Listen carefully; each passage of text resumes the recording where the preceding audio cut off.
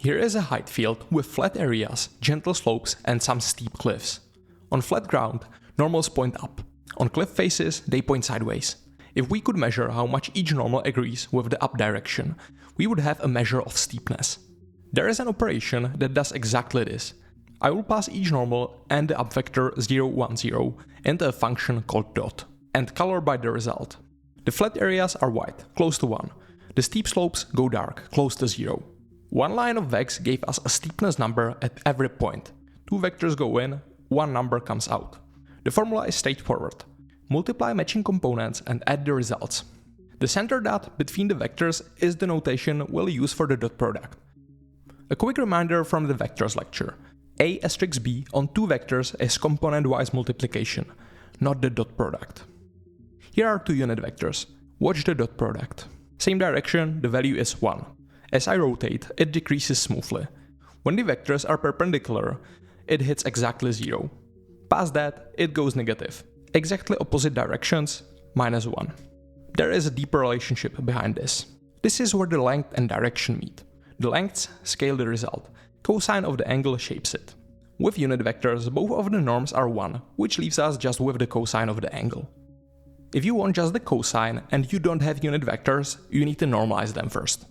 To recover the angle from the dot product, VEX has acos function, the inverse of cosine.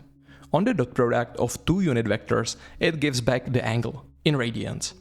You can convert the result to degrees with the degrees function. Cosine, inverse functions and radians all get their proper treatment in later lectures.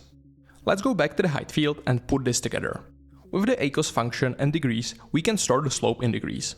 Flat ground is near 0, vertical is near 90. You can read the exact values in the spreadsheet. Because the angle is in degrees, we can threshold it directly. If the slope is steeper than 45 degrees, color the point red. You could set this to any angle, 30 degrees for gentle slopes or 60 for near vertical.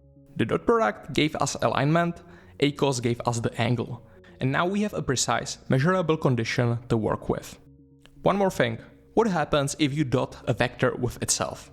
This gives you a sum of squared components of the vector, which is the same as length2 function from the last lecture.